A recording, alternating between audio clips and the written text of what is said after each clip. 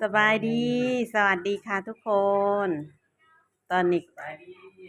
ได้เวลาหมัดงานแล้วเนาะเตรียมส่งแล้วค่ะทุกคนรวมเมิดนี่กับปะกาได้อยู่328ตัวเนาะ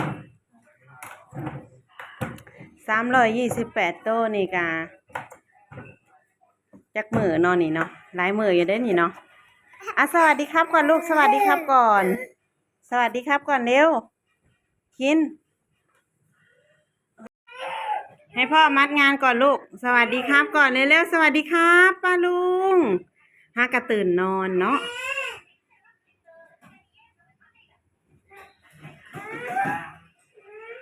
อยากไปสายแล้วบัดนี้หาลายแล้วตื่นนอนแหละมัดจักโตพ่อ150เนาะเอาคือบอกเอาเพราะว่า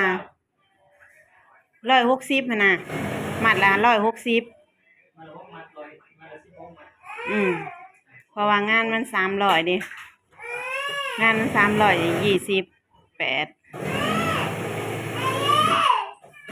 ครับลูก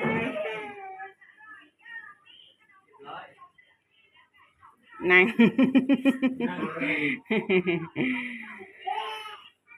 มื้อเนาะเย็บมานี่300 กว่าตัวนี่ทุกคนถ้าเกิดมันสั่งคนใดบ่มีคนหน่อยแบบนี้นี่ก็สิแล้วไวอยู่ได้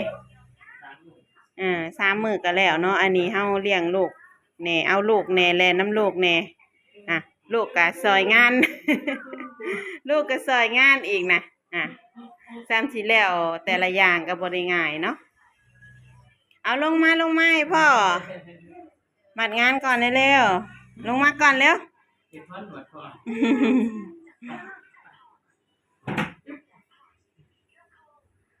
แล้วก็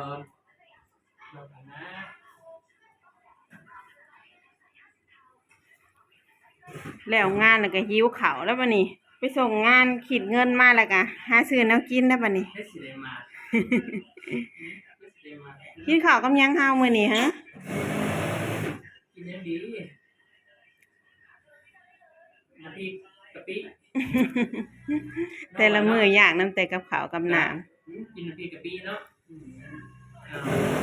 มาบ่มือก็มาอย่างเดียวเจียวกะปิกับอัน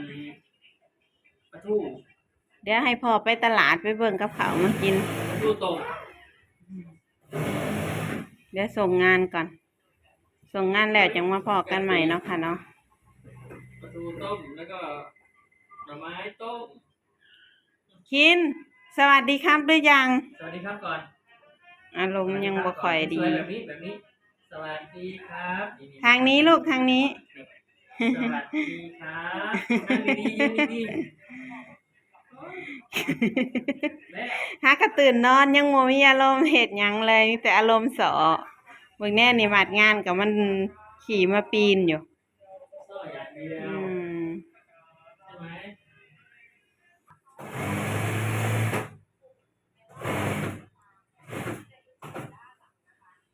2 รอบได้นี่งาน300 กว่าตัวนี่ส่ง2 รอบเนาะตียุงเลยทางนะ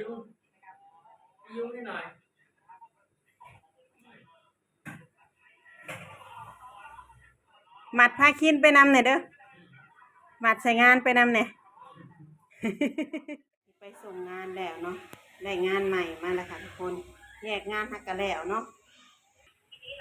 ตัวนี้แยกมาแล้วเลยเป็นงานออเดอร์ได้นี่งานออเดอร์มันสิเอาก็สิได้เย็บเลยได้นี่3 ใหม่ประมาณ60 กว่าตัว60-70นี่แหละนี่เนาะมาลงงานกันต่อค่ะทุกคนผิดงานออเดอร์เนาะบาทนี้ได้งานมาใหม่ไปส่งแล้วก็ได้งานมาพร้อมเนาะจะเป็นงานออเดอร์จะเป็นลายนี่ได้แบบนี้แล้วก็ได้เงินค่าแรงพร้อม ไปส่งแล้วมันก็ถิดเงินมาเลยเนาะงานประมาณที่ว่าเขาไปส่งอย่างหนึ่งนี่320 กว่าโตเนาะก็ได้มาอยู่5,000กับ5,000หน่อยๆอะไรทุกคนเนาะเพราะว่างานโตหนึ่ง16 บาทงานลายสงกรานต์เนาะได้ตัว16 บาททุกคน ได้เงินมาแล้วไปหาซื้อกับข้าวก่อนมาเติมพลังกันเดี๋ยวสิมาลุยงานออเดอร์กันต่อเนาะมาค่ะทุกคนมากินข้าวน้ำกันเนาะมื้อนี้พ่อบ้านเพิ่นจัดซอยจุค่ะทุกคนมื้อนี้โอ้พ่อบ้านได้หับเงินค่าแรกเนี่ยนี่เนาะได้กินซอยจุดีเนาะพักกะ น้ำมือเป็นขาดเลย มาเด้อทุกคนเด้อมากินกันเนาะน่ากินจังเลยค่ะ มากินข้าวน้ำกันทุกคนสุขุม จัด สุข เริ่ม มา นี่กันกินข้าวแล้วเลยเนาะอิ่มบ่พ่อบ้าน ครับ อิ่มค่ะ มาลุยงานออเดอร์กันต่อเนาะบ่ได้กินซอยจุมาเฮิงแหละเนาะมากินมื้อนี้แซ่บคักไอหลีทุกคนเอ้ย ของกำลังขนาด บ่ของหมักมันบ่ ของหมัก ของหมักแต่ว่าโดนๆกินเถื่อเนาะเฮาก็สิมาเฮ็ดงานกันแล้วบัดนี้ลุยงานออเดอร์